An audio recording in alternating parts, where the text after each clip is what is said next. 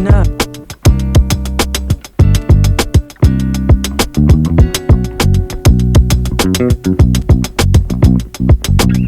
نه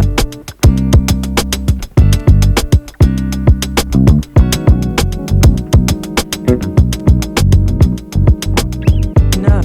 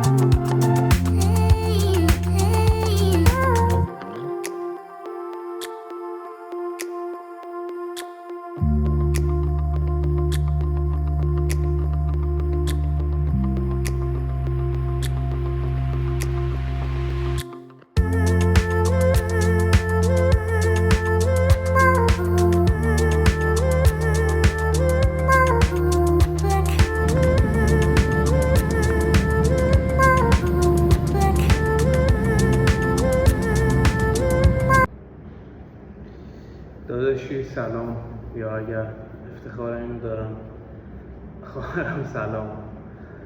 آقا این تمرینه رو الان زدم، بعد اومدم گفتم یه صحبت برادرانم با هم داشته باشیم قبل این یا بعد این که خواستی این تمرین رو انجام بدی. ببین این تمرین نه اونجوریه که بگی آقا این وزنه رو 90 درجه اینجوری کن بعد نمیدونم اون بعد. ببین اینا رو بذار کنار، اینا نیست. اصلا زمانهای قدیم چه میدونم پدر بزرگامون یا مردایی که قدیم زندگی میکردن مگه این داستانا بود؟ هیکلشون هم 10 برابر هیکل من تو بود، خیلی هم بهتر بود، خیلی هم قوی تر بود. همین الان نگاه کن دیگه، پدرتو نگاه کن، پدر بزرگتو نگاه کن، آدمای قدیم رو ببین، همین الانشون اما گنده ترن، همین الانشون واقعا زورشون از ما بیشتره. پس این که بخوای فکر کنی وای بهترین برنامه رو داشته باشم، وای نمیدونم این حرکت رو اصلاحی بزنم، اینجوری بزنم، اینا رو بریز بره. برای خودت تو طول روز اگه میخوای تمرین کنی، اگه پول مربی نداری، اگه پول غذای درست حسابی نداری، اگه پول تمرین خفن نداری، بگو آقا میخوام برم یه چیزی که منو میترسونه، یه تمرینی که منو میترسونه، یه تمرینی که برام سخته، نمیخواد 2 ساعت 3 ساعت سختی باشه، 20 دقیقه سختی باشه که میترسونتت، 20 دقیقه سختی باشه که میترسونتت، بهت یاد میده، شواهد پشت سرت میذاره. به قول الکس هورموزی میگه که پشت سرتون پر از شواهدی جمع کنید که شما موفق باشید. وقتی تو میری 20 دقیقه تمرین میزنی که فکرشو نمی‌کردی بتونی بزنی، این یه شواهدیه که پشت توه، تو گذشته توه، این شجاعت رو بهت میده که تمرین‌های سخت‌تر انجام بدی، که کارهای سخت‌تر تو زندگیت انجام بدی. من نه هیکل خیلی خفنی دارم، نه آدم خیلی موفقی هستم، ولی به نظر خودم من حکم اون آدمه، حکم اون معلمی رو دارم که کلاس اول و دوم دبستانه. کلاس دوم و اول دبستانه واسه کسایی که تازه میخوان استارت بزنن، یا کسی که فکر میکنه با پول کم نمیشه، با یه تمرین توی خونه نمیشه، با 2 تا دمبل نمیشه. میشه، کلاس اول و دومتون میشه. اگر تو جایی هستی که اصلا تمرین نمی‌کنی، فکر می‌کنی تمرین واسه کسیه که باید 20 میلیون هزینه کنه ماهی، 10 میلیون هزینه کنه ماهی فقط برای خورد و خوراکش، 10 تومن بده برای ورزش، اینا نیست. پاشو با همون وزن بدنت، اگه دمبل هم حتی نداری، با وزن بدنت یه تمرینی بکن که تمرین تو رو میترسونه، که یه چیز سخته، اصلا نیازی هم نیست یه مربی خفن بیاد بگه، حتی یه ویدیو تو یوتیوب بگه، فقط یه چیزی باشه که بلندت کنه. و من واقعا میخوام مثل اون معلم کلاس اول دوم باشم که رات میندازه، که بدونی اون قدم سخت نیست، بدونی اون قدم هزینه نداره. خود من هنوزشم همین الان که الانه 10 میلیون 20 میلیون خورد و خوراکم نمیدم، شاید خورد و خوراک تو از من بهتر باشه. میخوای یه بدن معمولی داشته باشی دیگه، نمیخوای بریم مستر المپیا که. میخوای یه بدنی داشته باشی، تعارفی نریم، یا واسه دختربازیه، یا واسه اینکه جلو دوستات خفن باشی، جلو دیگران خفن باشی، 2 تا پست بذاری توی اینستا، 2 تا چیز بذاری. ولی چیز بهتر انتخاب کن واسه خودت، واسه عشق خودت. میگن خدا ما رو توی تصور خودش، توی اون ایمیج خودش خلق کرده. به خدا اعتقاد نداری، به خودت که اعتقاد داری، خودت که الان هستی، الان وجود داری اینو میبینی، پس وجود داری به خاطر خودت.